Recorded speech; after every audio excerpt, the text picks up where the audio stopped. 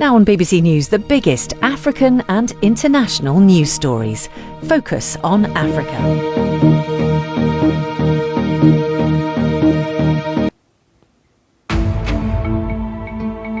Live from Nairobi, this is Focus on Africa on BBC News. Our top stories. Thousands of people flee Mozambique for bordering Malawi and the tiny country of Eswatini to escape violence after disputed elections. Meanwhile, the United States continues repatriating long-serving detainees from the Guantanamo Bay military prison. The latest hail from Tunisia and Kenya. And also, coming up in the program, despite producing only 5% of the world's plastic, Africa is now the world's second most plastic polluted continent. But could a tiny creature be part of the solution? And we look at a chess club in the Democratic Republic of Congo which offers displaced children a brief respite from the horrors of conflict. When I play chess, I feel like a champion. It helps us forget what we've been through in the past. It helps us reduce the stress and the memories.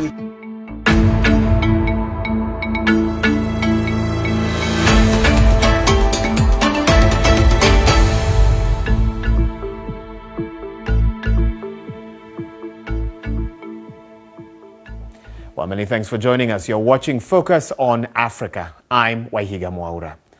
Well, we begin in Mozambique, where authorities say that thousands of citizens have crossed over into Malawi to escape post-election violence.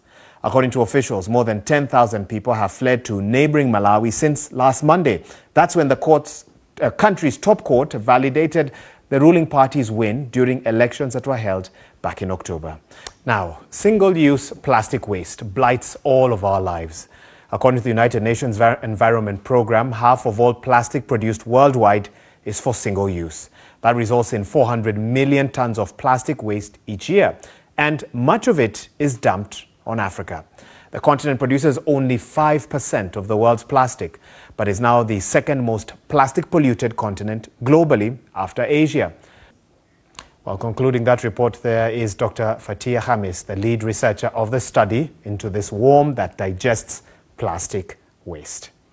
Well, you're watching Focus on Africa, still to come on the program. Chess for therapy. It's checkmate for these children in the Democratic Republic of Congo who are playing chess to help them escape from the stresses of conflict.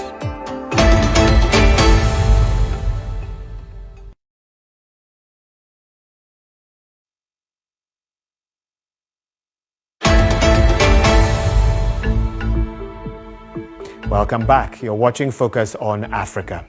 The U.S. Defense Department says it has repatriated one of the remaining detainees from the Guantanamo Bay military prison to Tunisia. Rida bin Saleh al-Yazidi was one of the first prisoners sent to Guantanamo Bay, which was hastily opened in 2002 under President George W. Bush, where war has displaced millions and robbed children of their innocence. And an initiative is now helping to rewrite those stories. At the Focus Congo Children's Camp in Goma, the game of chess has become a powerful weapon against trauma and despair.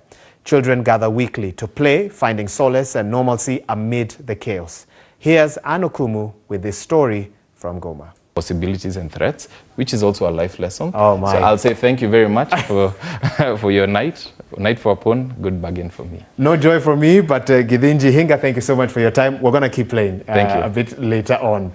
Now, before we go, all of us here on Focus on Africa would like to wish you a happy new year.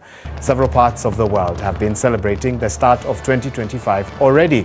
This is the Harbour Bridge in Sydney, Australia, which was lit up by a huge fireworks display. The spectacle, lasting 12 minutes, is considered among the best fireworks displays in the world. Let's also show you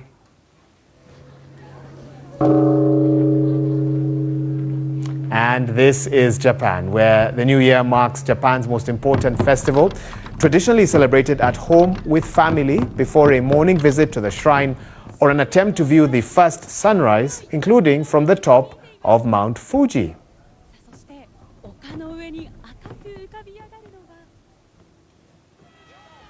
And in Taiwan, tourists and locals gathered near the iconic Taipei 101 skyscraper to watch the spectacular fireworks display and ring in the new year.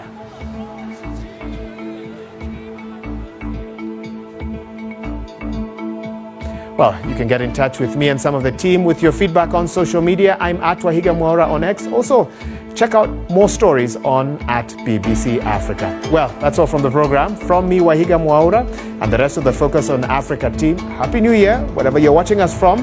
Goodbye for now. We'll see you tomorrow.